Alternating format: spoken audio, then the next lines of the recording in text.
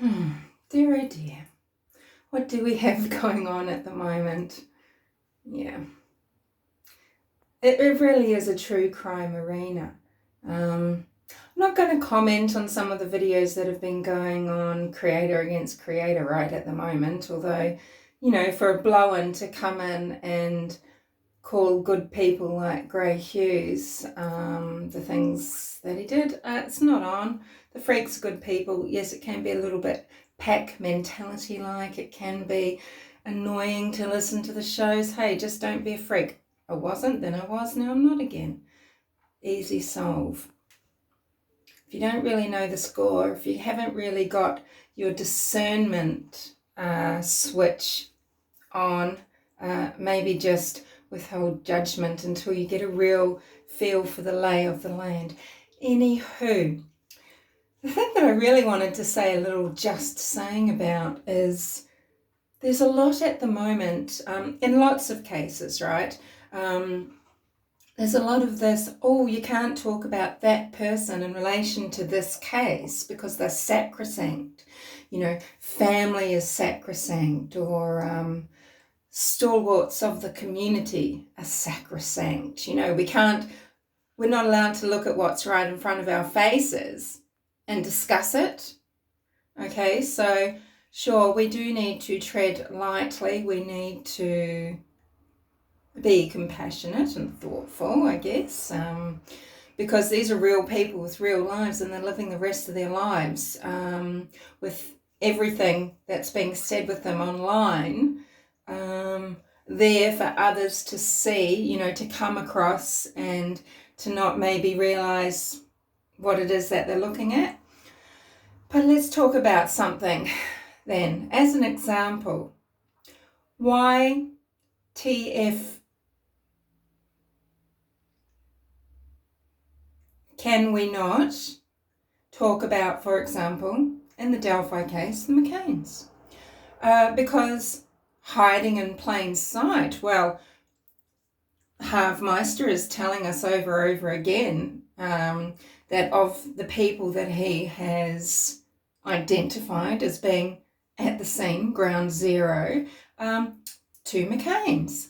Now, you could say, look, you would expect the McCains to be on the trails. They're heavily invested, historical society landmark, this and that, rah, rah, rah. Perfectly normal, you know, old blood of the area, and they have a vested interest, and of course they're walking the trails. I would in fact expect to see them any day of the week, okay? But you know, on this particular day, something very outrageous happened, and that was two young women, or girls on the cusp of womanhood, were brutally murdered. And so you do have to look at what is right in front of your face and be 100% in writing it off when you do write it off. You've got to be 100% sure, don't you? Otherwise, are we just being fools? So, you know, are we being fools? Are we being intimidated? What have we got here with the McCains? McCain, you've done it again. We've got one McCain in the cemetery. So Dan McCain, you know, the slightly shorter, squatter one, is he? I think. Sorry about the noise outside. We've got Dan McCain in the cemetery. So that's on one side of the murder scene. At the very same time, we've got David McCain, the sort of taller one, the whiter-haired one, perhaps. We've got David McCain on the other side of the murder scene. In fact, the murder scene, the site at least where Abby and Libby were discovered on the 14th, you've got on the 13th, at the very same time, you've got a McCain sandwich. Okay, so are they usually there at these times in different places? I guess it's possible, of course. You know, if my sister were, say, to go to a cemetery to see a family person that, maybe buried at that cemetery, perhaps would actually go together and then maybe go to the trail together. Not every family would do that, but that might seem reasonable. But, it's fair enough to think that people act entirely autonomously, and it's just coinkydink that they are in these places at the same time on the same day. If we looked at history of the McCains, you'd probably find maybe that this has happened on other occasions. Who knows? But what's also kind of in the middle of these things? Oh, the CPS building. CPS building, isn't it? It's kind of creating this, what sort of shape? But it's kind of the points of a diamond or a square, isn't it? It's the corner pieces. The CPS building, where David McCain is, where the site where Libby and Abby were murdered or found, and where Dan McCain was. So you've got the McCains making a sandwich at exactly the right time. So, yes, it is perfectly acceptable for people to thoroughly investigate everything about them. Now, they need to go back in history. Now, what do we find? We find quite a lot of very interesting things, don't we? But how is there then the connection to Libby and Abby and them being there and them being slaughtered for the sake of God knows what? I mean, does this bring in other people, and why? Did they just think they'd get there and choose anybody? There's a lot of discussion. You start, having to think about if murder was planned, were the victims planned as well, or, chosen? And it gets very, very complex. And, so many people do talk about this in terms of how complex it is. And this is what the head fuck is. Because if you start looking at it in terms of, okay, well, let's actually just try to discount every person of interest who was around so that you can write them off. It gets very complex, and because it's not,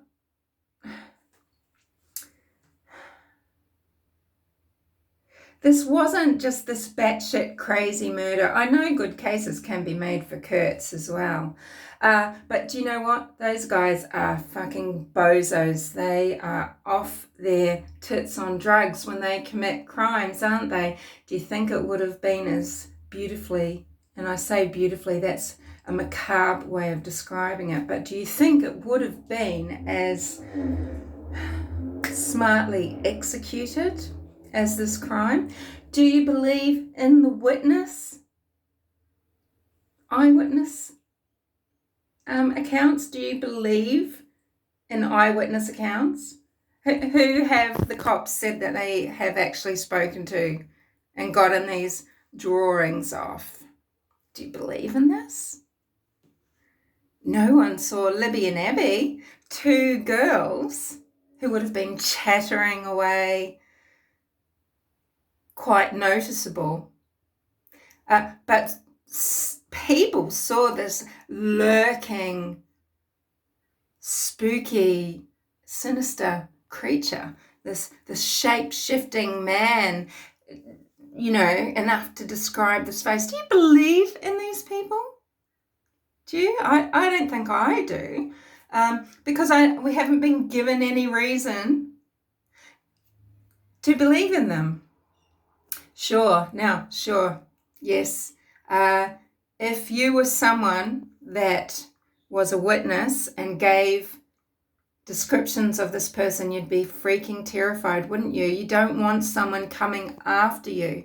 So if it was someone that you might have recognized, maybe you recognized later as actually being someone quite well known in the community, you might move. What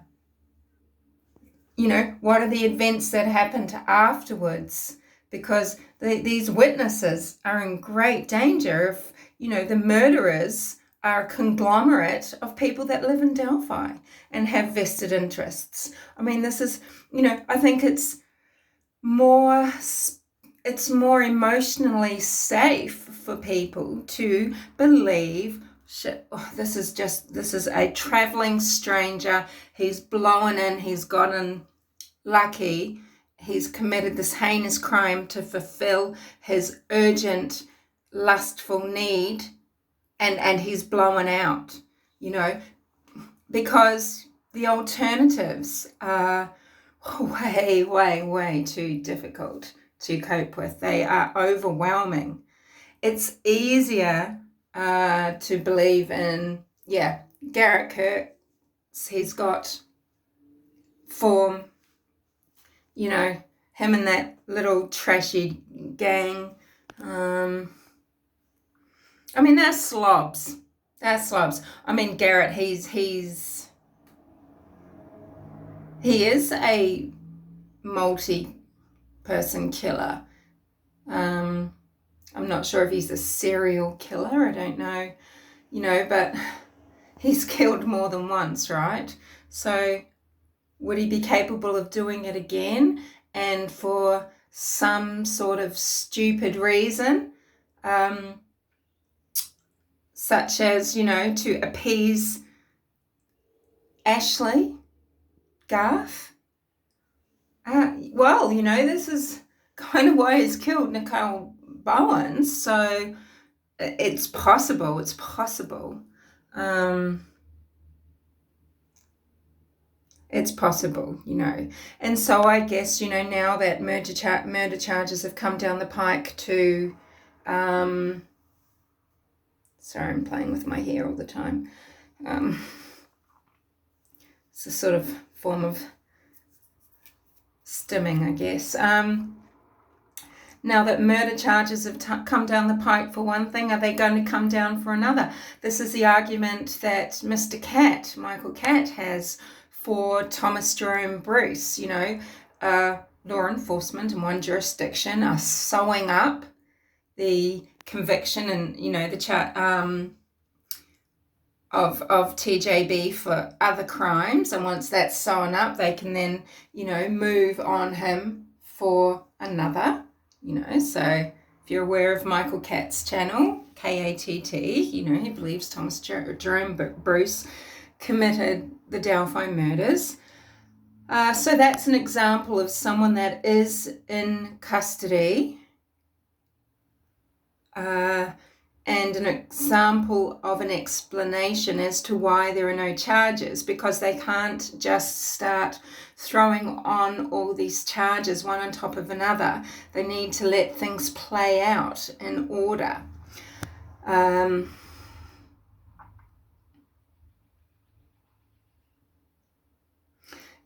mean, we need to be respectful, and we need to consider that families, with the things that might be said against them, it's out there forever, and people just joining into the conversation over the years, they see all these things and then they propagate it, and it can spread a lot of hurt. But there are some valid questions as well, and everything is up for analysis, isn't it? Everything that Kelsi German says, everything that Derek German doesn't say, everything the FBI, the Indiana State Police, everything that the Sheriff's Office says, it's all up for analysis. It's all up to be examined, and it's either going to be, and it's often a source of confusion for people, because you have to keep going back, thinking about everything that you're thinking about to do with individual people, and going back and putting it against what all these agencies have said over the years and checking that it fits. Now, not everything will fit, because sometimes things might have changed, but to think that you have to, how can I say? It's just so frustrating. It's just so frustrating. you know, and the cautious approach is right too. We need to speculate simply based on fact. If it doesn't fit the facts and you're just being inflammatory and you're just being hateful or sensationalistic, shame on you, you know.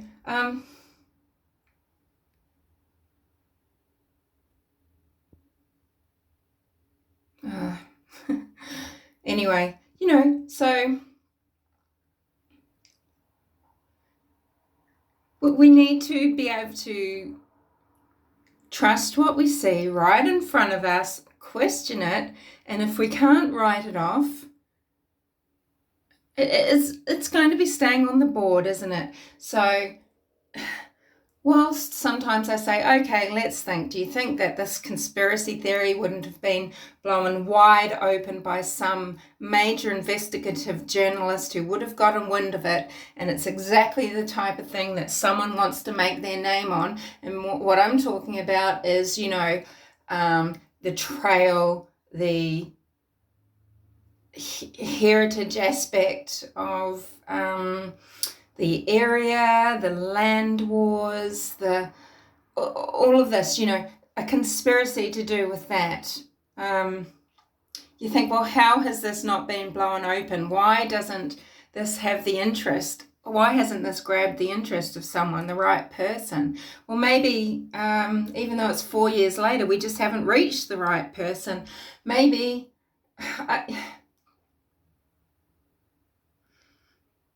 I mean, look at the florifiers and everything to do with that, and yet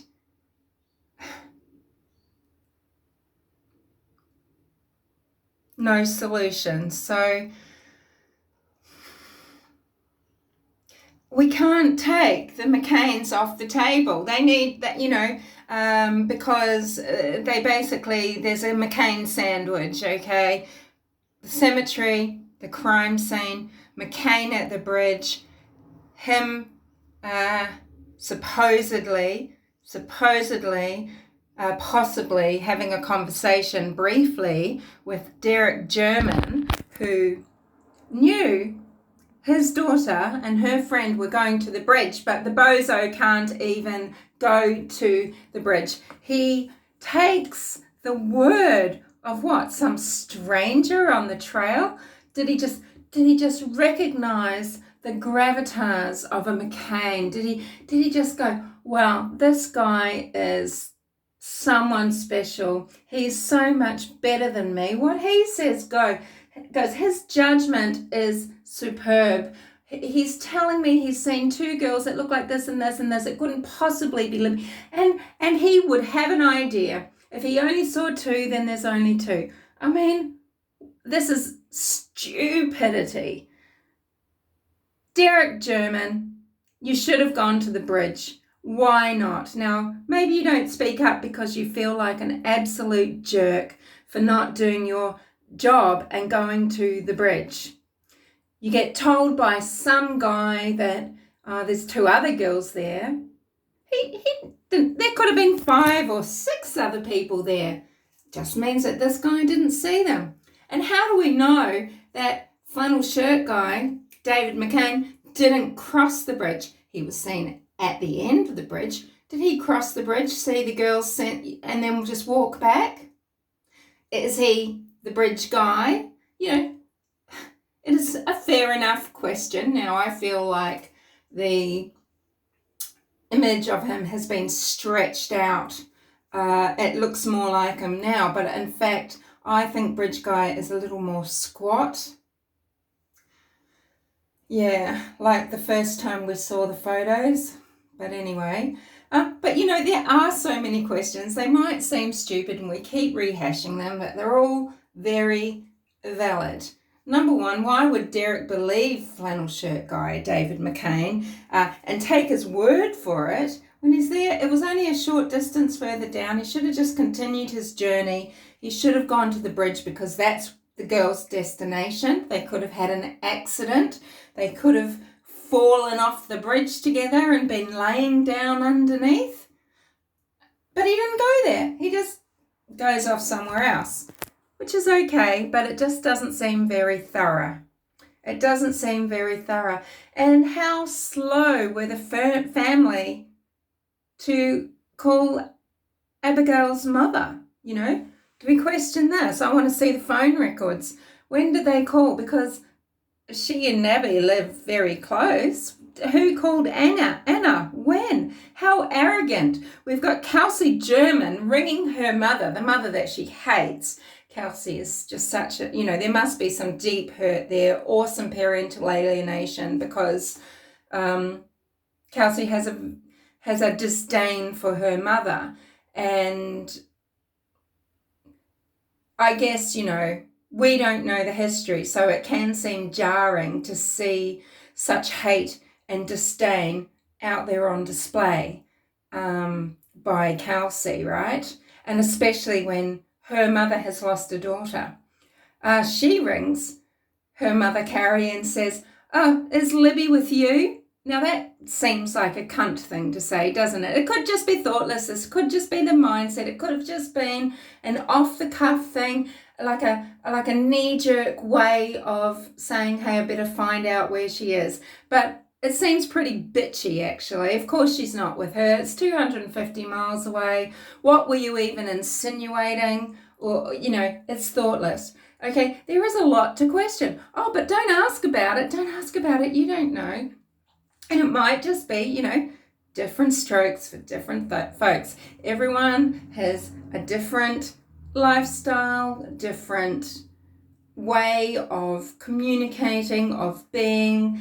Different things are acceptable and not acceptable, common and uncommon. So the way that me and my family would communicate and it is completely different. Okay, but when did they call Anna? Anna lives nearby. Or, does Anna feel annoyed that she wasn't immediately told? Or was she, and do we just not hear about this? Because in all the stories that are told, they never just say, oh, so we quickly called Anna and then this and that. It should have been the first person. Should have been the first person to call. But no, it's all kept in the family. Isn't this queer? Oh, no. Not really. Okay, up to you. You decide. It's not up to me to tell you what's queer and what's not, okay? It's just like some people think a McCain sandwich is queer. Others think it's perfectly normal. Some people think that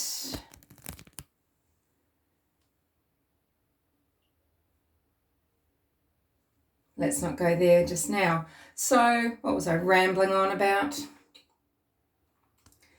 We have the right to question this, okay? Because there seem to be some characters that have inserted themselves deeply right at the start, and we don't know who's who. We don't know who's who, okay? To do with who saw what, who gave what information. If you were a townsperson and if you'd seen, maybe a million people, maybe 3 people are just describing David McCain because they saw him there at the trail. Did he have a blue jacket on over his flannel shirt? I don't know.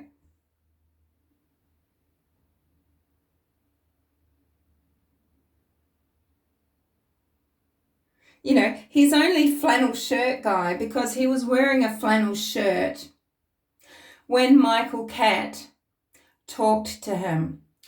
And what I think is happening is a lot of people picture David McCain there on that day, on that trail, wearing a flannel shirt. Now, he commonly wore a flannel shirt, but he also commonly wore a blue jacket.